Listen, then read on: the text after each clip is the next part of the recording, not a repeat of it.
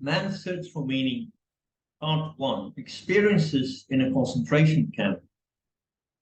This book does not claim to be an account of facts and events, but of personal experiences, experiences which millions of prisoners have suffered time and again. It is the inside story of a concentration camp told by one of its survivors. This tale is not concerned with the great horrors which have already been described often enough, though less often believed, but with a multitude of small torments. In other words, it will try to answer this question: how was everyday life in a concentration camp reflected in the mind of the average prisoner?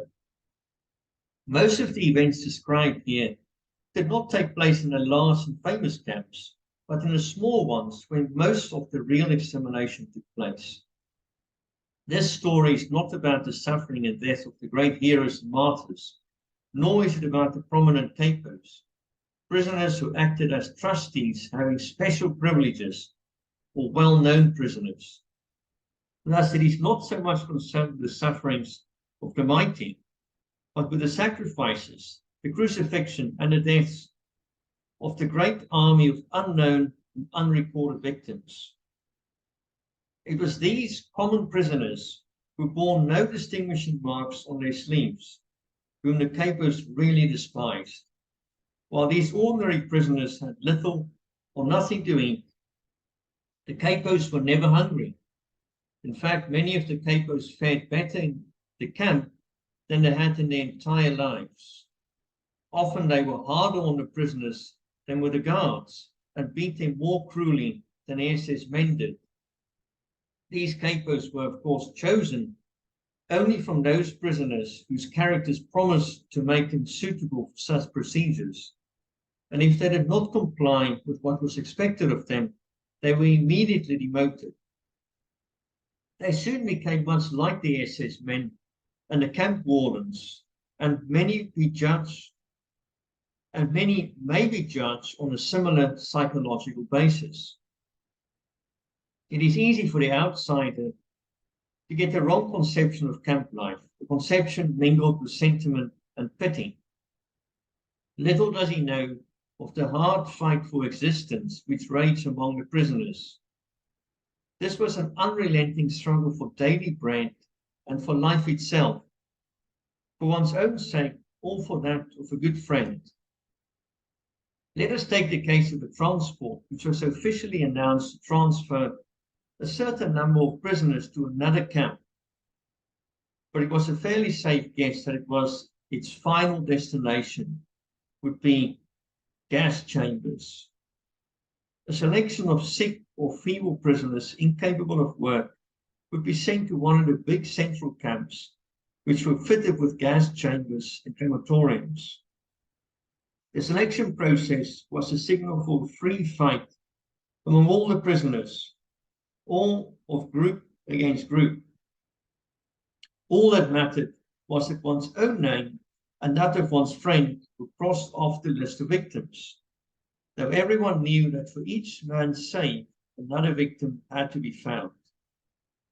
A definite number of prisoners had to go with each transport. It did not really matter which, since each of them was nothing but a number. On their admission to the camp, at least this was the method in Auschwitz, all their documents had been taken from them, together with their other possessions.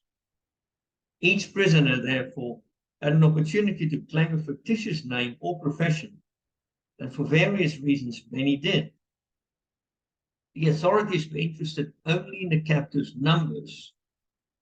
These numbers were often tattooed on their skin, and also had to be sewn to a certain spot on the trousers, jacket, or coat.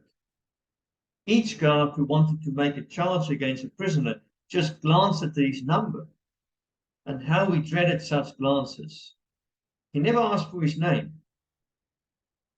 To return to the convoy about to depart, there was neither time nor desire to consider moral or ethical issues. Every man was controlled by one thought only: to keep himself alive for the family waiting for him at home, and to save his friends. With no hesitation, therefore, he would arrange for another prisoner, another number, to take his place in the transport.